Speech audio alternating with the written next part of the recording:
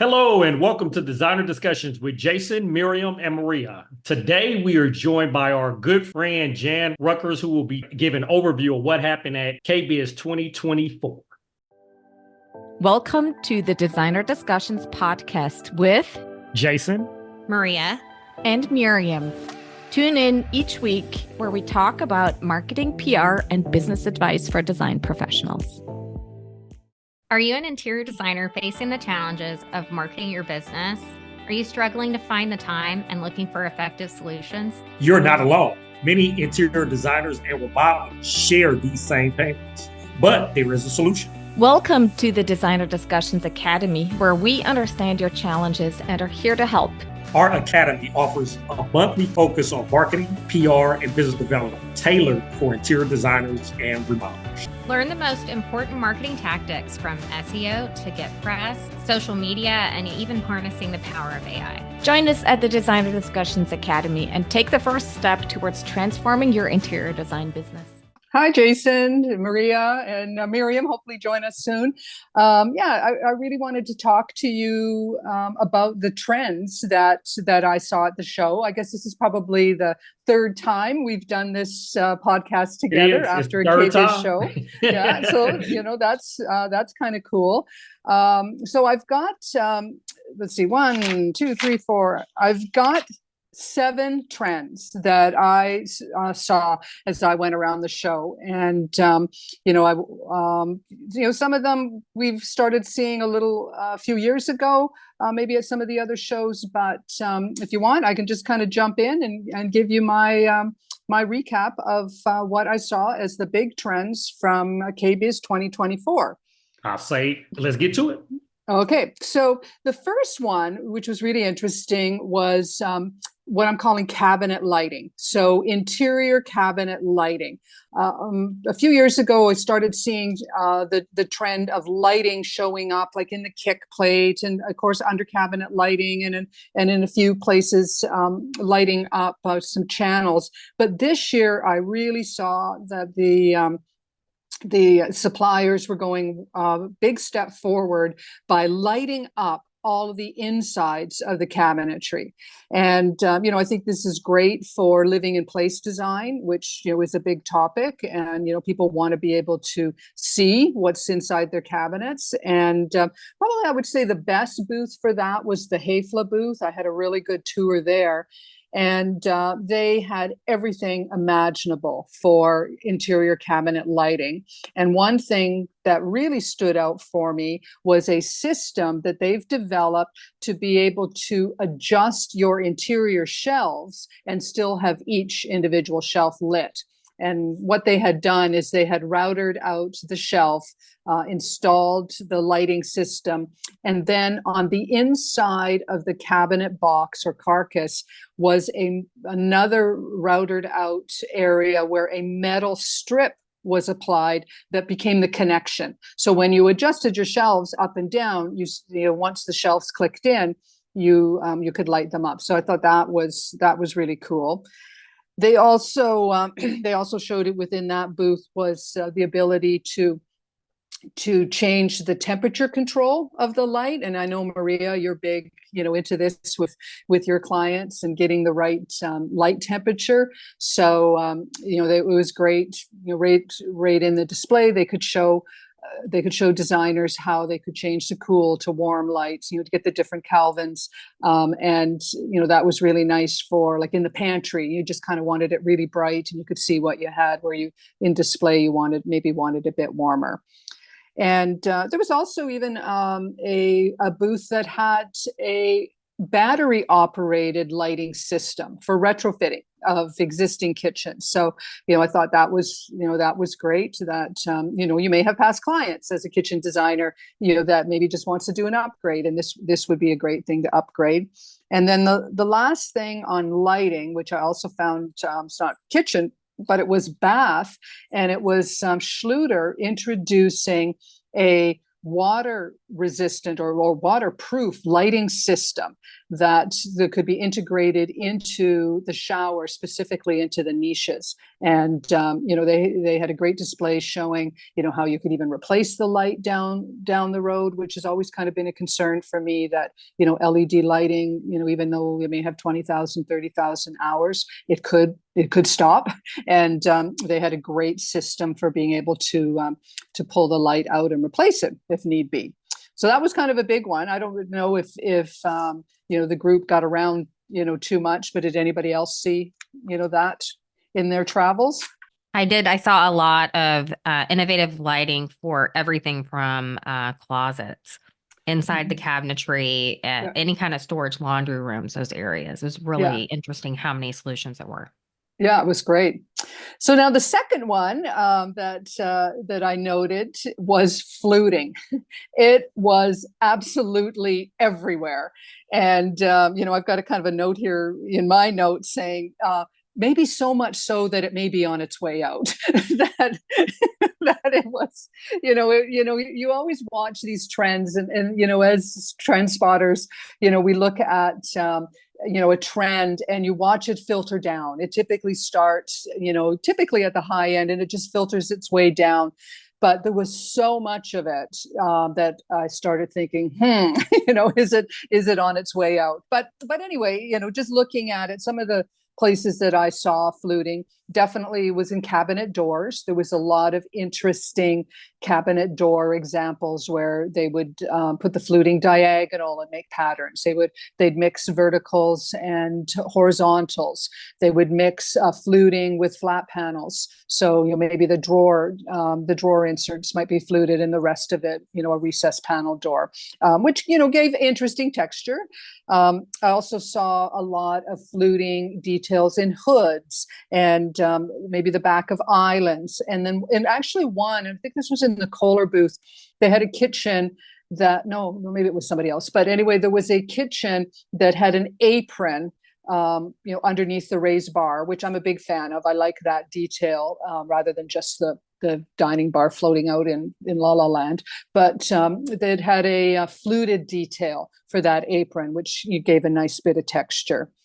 In the bath, where I was seeing fluting, was definitely tubs. There was a lot of fluted tubs.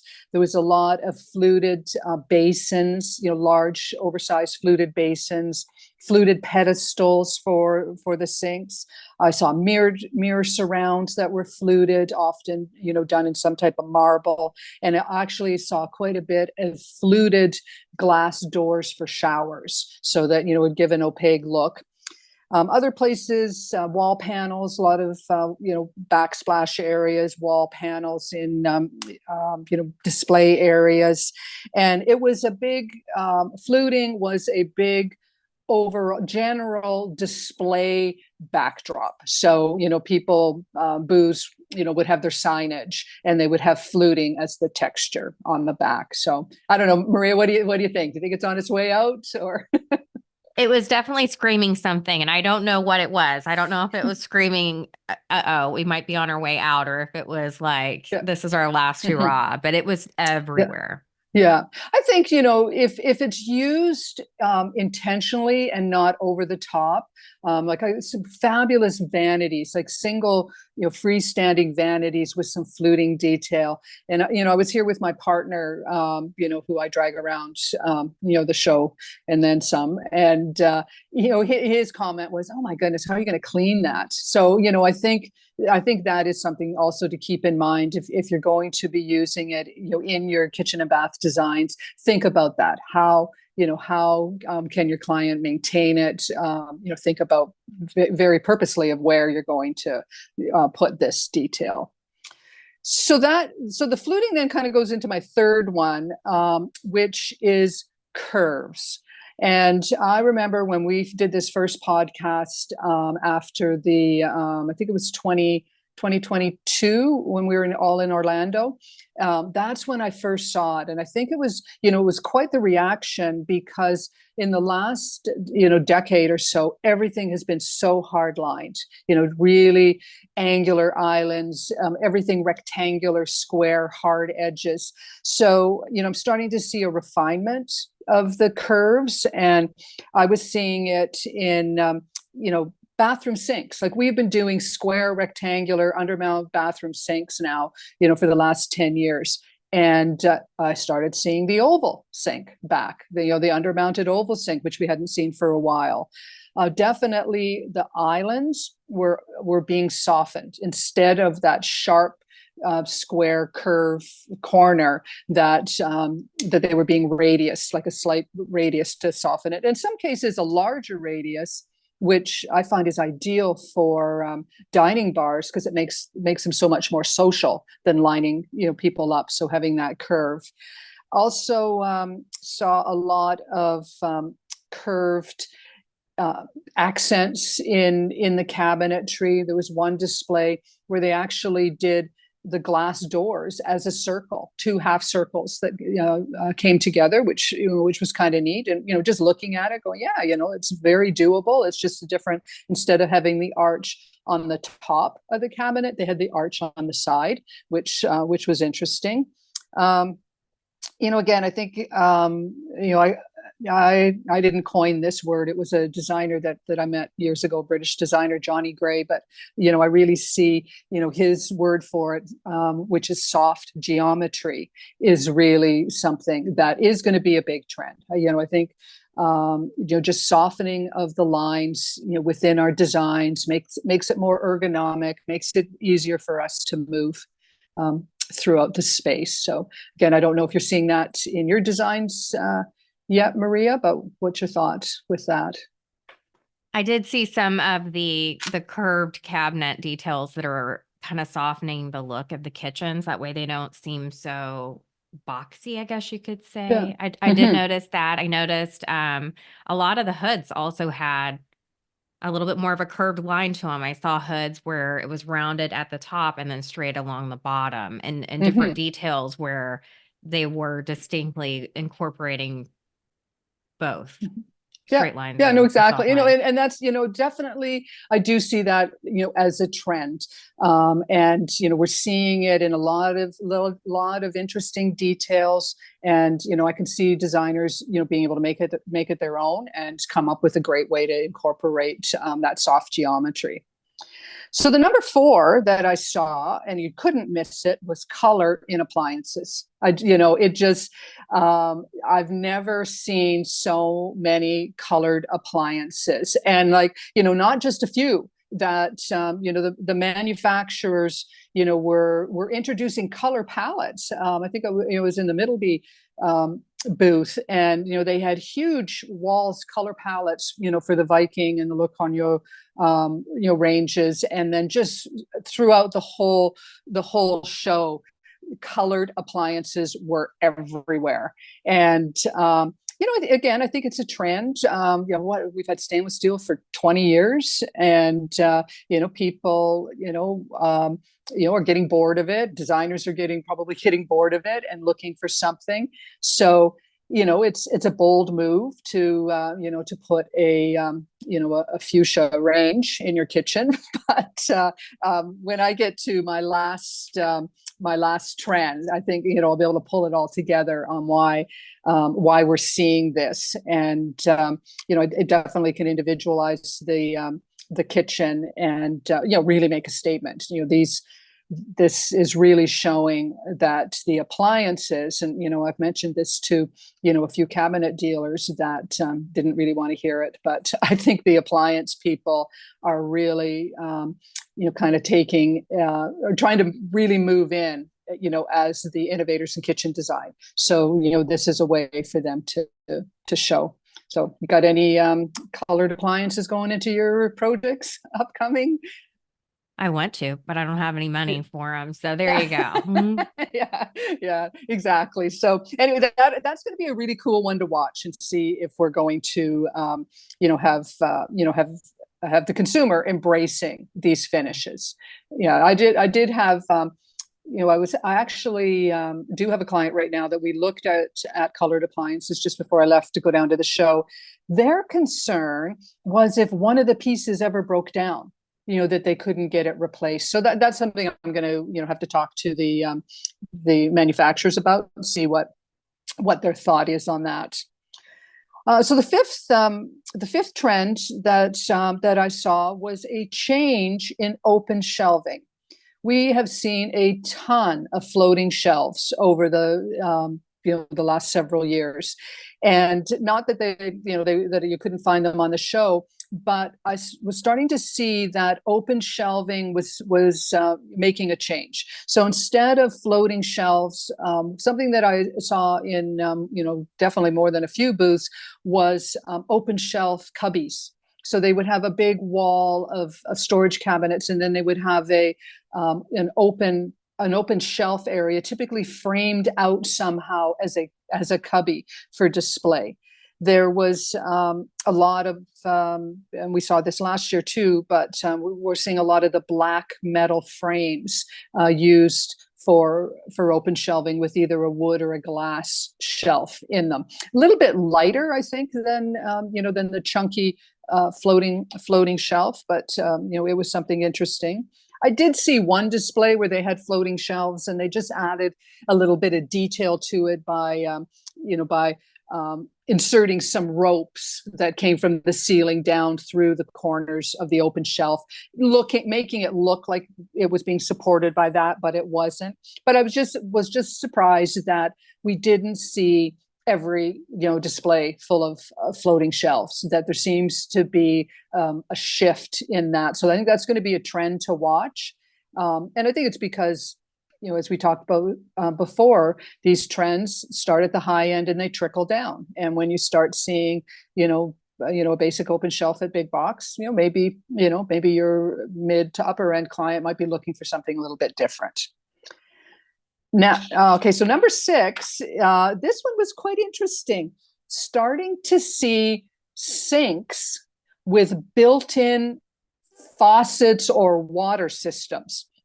Now, I saw this in quite a few booths, and so what it would be is you would have a large sink, which I'm starting to call the water appliance because there's so much happening with it. And within that sink, around the perimeter of the sink, on the sides and at the back, there are options for different types of water systems to come out of the sink. So it might be a place to be able to rinse your vegetables. So it's not a spray from above, but it's kind of a spray from the side. There were quite a few glass washing water systems integrated into the sinks. Now, I saw this for the first time last year at Delta. Now I was seeing it incorporated in almost all of the sink manufacturers. And then even when I was over in I can't remember what it's called, but this kind of an innovation area of new products, there was actually a firm in there that was promoting a faucetless sink. So a really, a sink, might be sitting on your island, really clean lines, no faucet came up, but all around the perimeter of that sink were probably about 4 or 5 different water options that came out of it. So, we'll see, if it's going to catch on. Actually, again, my partner and I were looking at one in particular, and we're going to be renovating our kitchen this year. And, we both agreed, what? Yeah, I think I would try it out. I think I would install one in my own kitchen because it's just giving that flexibility, being able to wash the wine glasses, being able to put, all your fruits and vegetables on a built-in, grid strainer and then, wash them. So we'll see, a new way of looking at things. And it could be something that takes on if something that I wrote about in a blog, I think last year, was the hidden kitchen. This would really allow you to really give that look because you don't have that traditional high-rise faucet in the top. So that brings me to number 7, which I feel is probably the biggest trend that I pulled from the show, and is that designers and homeowners need to be designing the spaces that bring their clients joy. And I talked to a couple of the designers that were in the GE display, off the wall, colorful, crazy kitchens, and had great conversations with both those designers. And it really kind of came, it just made so much sense that we got to stop, designing our spaces, just for the masses. And I think the COVID pandemic, where we stayed at home and, people were really looking at their spaces more. I think that we're going to get more adventurous, and that, the same way that, we would do something crazy in our bedrooms or the living room, or, when it comes to design, why not in the kitchen? And, that could be just with some really cool hardware. I saw some great hardware applications. Painting, people are into painting their cabinets. Why couldn't you, paint the shaker frame one color and the insert another, or insert some wallpaper there, or do a back wall, with something, with a really cool wall treatment. So I think that idea of bringing joy to your spaces and doing something, in your space, or the designer encouraging the client to just go with something that's going to make them happy. And, I don't think we've ever been a time in kitchen and bath design where we haven't had more choices to do this. So your space does not have to be a cookie cutter, of everybody else's. So that's my take on the show. Again, really enjoyed it. And, I'll be doing a lot of blogging and, putting this into images so that people can see it. Those 1,000 image pictures that I've got on my phone will come in handy. Okay. So if anybody wants to get in contact with you with all this information that you shared, Jan, how do they contact you? Well, probably the best way is they can pop on my website, which is Vestibule, spelled VESTABUL.com, or they can email me directly at jan@vestibule.com. And of course, Instagram, the Vestibule School of Design is my Instagram, and I've got a bunch of stuff going up there daily.